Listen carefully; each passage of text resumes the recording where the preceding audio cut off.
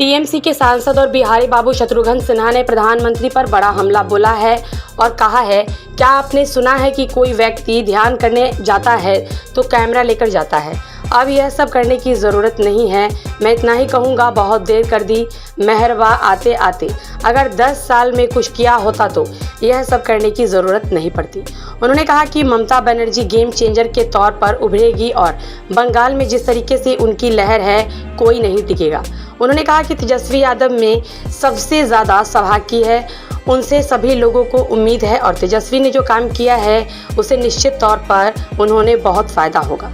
उन्होंने कहा कि भाजपा 400 और 600 सीट का नारा दे दे, उसे कोई फर्क नहीं पड़ने वाला।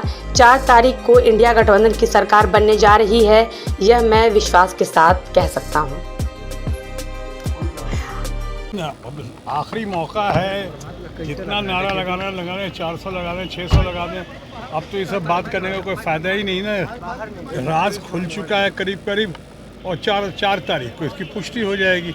4 तारीख के पहले किसी का कुछ कहना अभी तो व्यर्थ है या फ्रस्ट्रेशन की निशानी है बहुत लोगों के लिए जो ऐसी बातें कर रहे हैं। मैं इस मामले पे अब कुछ नहीं कह सकता हूँ। आज चुनाव प्रचार की आखिरी शाम थी, इस बार ख़त्म करके मैं भी कलकत्ता से आ रहा हूँ। बहुत सारे लोग जगह जगह से आज करके आ रहे हैं। चूँकि मेरा वोट पटना में है और मैं हर साल हमेशा जब ज़रूरत होती है वोट देने आता हूँ और पटना ज़रूर आता हूँ। तो अभी आपके सामने गया था, चुनाव प्रचार ख़त्म करके सिर्फ पटना आया हूँ अपना वोट डालने के लिए, अपने कर्तव्य का पालन करने के लिए। हर किसी को वोट डालना चाहिए और उसी सिलसिले में, उसी कड़ी में मैं सामने हूँ यहाँ पे। अब बाकी जो बातें करूँगा वो 4 तारीख के बाद ही करूँगा। तो अब आखिरी चरण का चुनाव है, क्या लगता है सर? नहीं, मैं तो बोल चुका हूँ, अपनी राय रख चुका हूँ हर जगह। वहाँ इंडिया ब्लॉक जो है या यूनाइटेड अपोजिशन लगता है बहुत ही अच्छा कर रहा है, बहुत ही अच्छा कर रहा है। रिजल्ट्स अप्रत्याशित होंगे, इंडिया ब्लॉक के फेवर में होंगे। एक तरफ यहाँ कह रहा हूँ, ये भी हमने कहा है कि ममता जी का, और आज जो बंगाल में जो आज उनकी लहर है, पूरे देश में सबसे ज़्यादा, सबसे बड़ा मतदान अगर कहीं हुआ है तो बंगाल में हुआ है। 78%, 80% को टच कर रहा है। और ये जो 7वां चरण है परसों, मैं समझता हूँ उसमें सारे पुराने रिकॉर्ड भी टूट जाएंगे। शायद 80% से भी ऊपर का होगा चुनाव, कम से कम बंगाल में। उस बिना पर मैं कह सकता हूँ कि ममता जी इस बार बिल्कुल स्वीप करेंगी। और इस चुनाव के बाद जो केंद्र का चुनाव है, इंडिया ब्लॉक की मैसिव विक्ट्री के बाद मुझे पूरा विश्वास है कि ममता जी एक गेम चेंजर बनकर सामने उभर कर आएंगी। सर, इंडिया करे कि बंगाल में भी इस पर 0 पर आउट हो जाएंगे? भाई वो कुछ भी कह सकते हैं, उनको तो अभी कहने के अलावा कुछ है नहीं, किया तो कुछ है नहीं उन लोगों ने। अनफॉर्चुनेटली इतना मौका मिला, वो प्राइस राइज पे बात नहीं करते हैं, बेरोज़गारी पे बात नहीं करते हैं, डॉलर पेट्रोल की कीमत जो आसमान को छू रही है उस पर बात नहीं करते हैं, रुपए की कीमत इतनी गिर गई है उस पर बात नहीं करते हैं। किसानों को कहा था उन्होंने 2022 तक कि आमदनी डबल हो जाएगी, वो नहीं कर पाए। सिंगल आमदनी के भी लाले पड़े में, उस पर बात नहीं कर रहे हैं। लोगों को आवास देने की बात की थी, वो नहीं हुआ। सारी गारंटी फेल हो गई। तो हम नई गारंटी लेकर आए हैं सामने, जिस पे आज कोई विश्वास नहीं कर रहा है। इसलिए कि मेरे मित्र जो है आज भारतीय जनता पार्टी और एनडीए की, वो अपनी पूरी विश्वसनीयता खो चुके हैं, क्रेडिबिलिटी खो चुके हैं। तो लोग कोई विश्वास नहीं कर रहा। पुरानी एक गारंटी पूरी हुई नहीं और नई गारंटी लेकर आप सामने आ रहे हैं, किसको मूर्ख बनाने की कोशिश कर रहे हैं। तो ये लोग देख रहे, इसलिए अब उनके पास जब करने को कुछ नहीं बचा है तो कहने को कहे जा रहे हैं।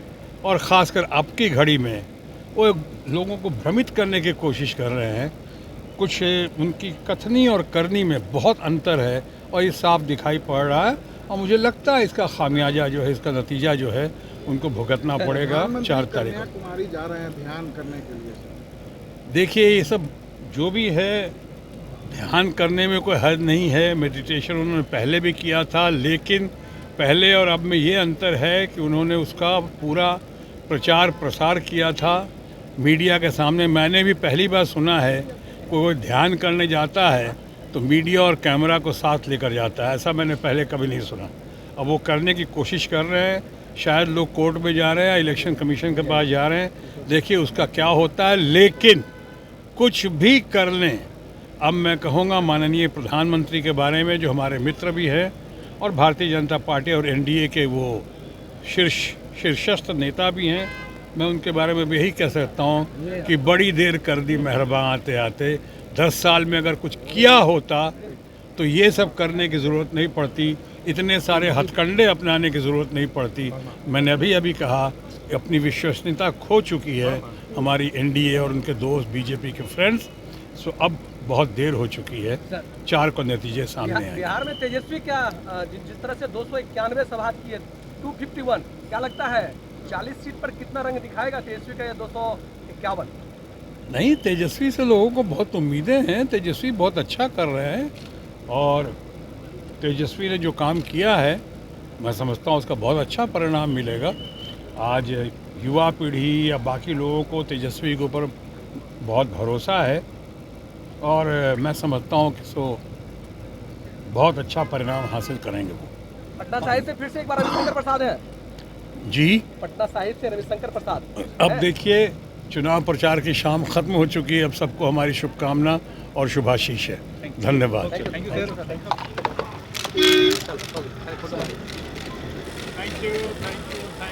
Thank you.